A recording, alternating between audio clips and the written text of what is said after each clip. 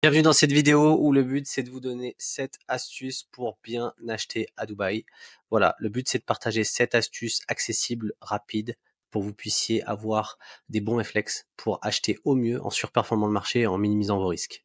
On rentre tout de suite. Donc il y en aura 7, il y aura, je vais les citer tout de suite, il y aura 1, à quel point il faut connaître les zones qui sont clés, 2, à quel point l'accessibilité est mieux que la proximité, 3, à quel point la mer, c'est important. 4, à quel point connaître le futur, ça fait la différence dans vos choix, vous le verrez. 5, un astuce sur les points secondaires dont personne parle, mais qui peuvent être très importants et qui peuvent influencer la valeur de votre bien dans le futur. 6, le niveau de maturité des zones et à quel point c'est très important pour acheter au bon endroit et au bon moment. Et 7, la localisation, à quel point il faut rentrer dans le détail sur la localisation pour acheter au mieux. On y va tout de suite avec du coup les points clés à Dubaï. C'est clair, je vous mets la carte, vous voyez très bien, il y a Marina, Downtown, l'aéroport, les 2 routes qui permettent de les rejoindre. Tout est lié à ces points. C'est le premier astuce. Essayez de vous éloigner le moins possible de tout ça. C'est la garantie que vous avez un bien qui va se louer. Tout le monde sort à la marina, tout le monde va travailler à downtown. C'est les centres névralgiques de la ville. Restez proche si vous voulez minimiser votre risque. C'est le premier point. Le deuxième point que je veux mettre en avant, qui est une spécificité de Dubaï, c'est on n'a pas besoin d'être proche en distance, on a besoin d'être proche en accessibilité. Et ça, c'est très important. Vous pouvez avoir l'impression d'être proche, sauf que vous êtes sur une autoroute qui est bondée, plein de trafic, et en fait, les gens mettent 1 heure pour aller à downtown. C'est ce qui était le cas, par exemple, de JVC qu'on voit ici. Pour aller à downtown, aujourd'hui, ils sont en train de construire une nouvelle route, donc c'est en train de changer ça. Mais il y avait des énormes problèmes de trafic. Et à côté de ça, vous aviez DSO qui est en plein milieu du désert, mais qui est qu'à 10 minutes sur une autoroute à 6 voies de downtown, et qui, lui, est en pole position, du coup, pour être accessible à downtown. Donc, il faut être vigilant sur 1, les routes, le trafic, 2, les lignes de métro, on le verra aussi plus tard, c'est très important. Donc voilà, la leçon numéro 2, c'est l'accessibilité est plus importante que la distance. Vaut mieux être plus loin, mais être plus rapidement en voiture à un endroit, qu'être plus proche et mettre plus de temps. Voilà. Astuce numéro 3, connaître le futur. Pourquoi connaître le futur, c'est important? Je vais vous donner un exemple simple.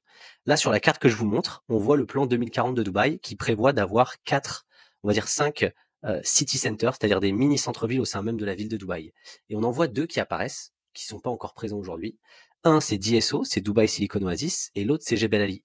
Pourquoi c'est super important? Parce que si dans le plan 2040 Dubaï s'est engagé dessus, ça veut dire que ça va se faire et ça veut dire que c'est un point très important pour eux. Du coup, ça permet, vous, d'avoir cette vision et d'avoir ces informations, ça vous rassure sur le fait que c'est sûr que ça va être fait.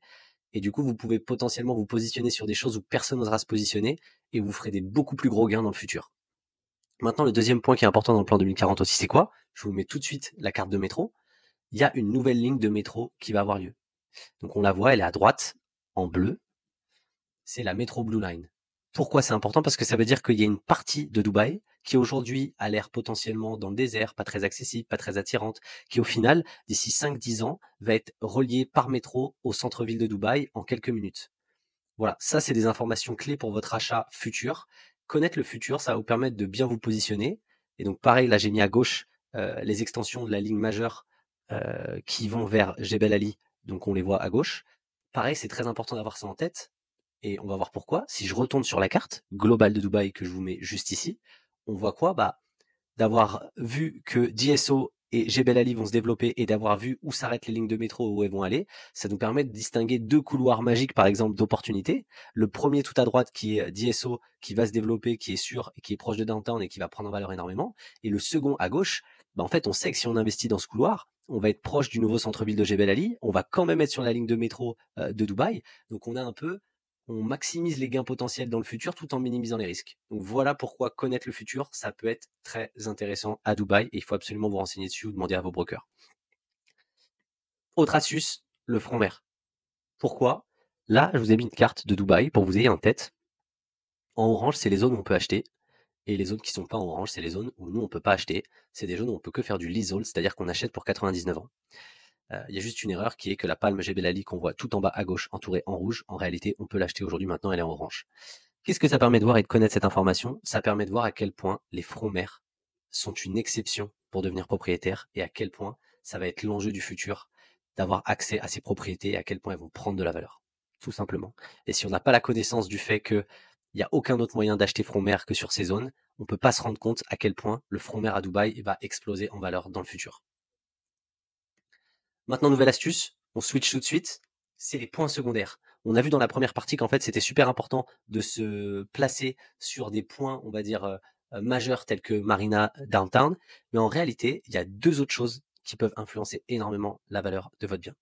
La première, c'est la proximité avec des très belles communautés. Je vous ai mis là une petite carte de Riverside de Damak, qui est une communauté de villas. Et en fait, on la voit, elle est en bleu au milieu. Et cette communauté, en fait, elle a été construite en plein milieu de trois communautés de Imar, qui est un développeur extrêmement qualitatif de villas.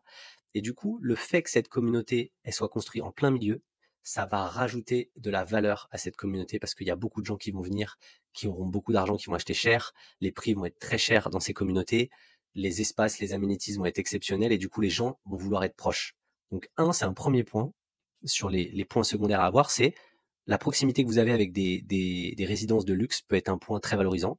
La deuxième chose aussi, c'est qu'il y a un point secondaire, par exemple, qui existe, qui s'appelle Dubai Hills, qui est une communauté qui est exceptionnelle, que tout le monde adore, où tout le monde aime aller se balader et qui est un très beau centre commercial. Et ben, ce point-là, c'est presque devenu un argument de vente pour des personnes qui achètent à JVC ou dans des quartiers proches, parce que en vrai, on a tous envie aujourd'hui de pouvoir aller au mall ou aller faire ses courses ou aller se balader dans un énorme parc le week-end. Et du coup, la proximité à ce point est devenue, en gros, une zone de valeur aussi. Donc les points secondaires ne sont pas à négliger. Maintenant, on passe à la maturité. Pourquoi la maturité? C'est aussi un astuce très important, tout simplement pour ça. Donc là, j'ai fait une carte de Dubaï, très simple, avec en estimatif le niveau de maturité des zones. 80% rouge, ça veut dire que les zones sont presque totalement construites et qu'il y aura très peu de nouveaux projets dedans. 60%, ça veut dire que c'est quand même bien développé et qu'il en reste encore, mais ça va. Et 20%, ça veut dire qu'elle commence. C'est très important que vous ayez ça en tête parce que quand une zone, elle est déjà construite et qu'elle est mûre et qu'elle a fait ses preuves, forcément, vu qu'il y a beaucoup moins de risques, ça coûte beaucoup plus cher d'acheter dedans. Alors que quand on est une zone qui est en plein commencement, il y a vraiment des opportunités très fortes à avoir. Et le dernier point pour vraiment bien acheter à Dubaï, c'est la localisation, la localisation, la localisation.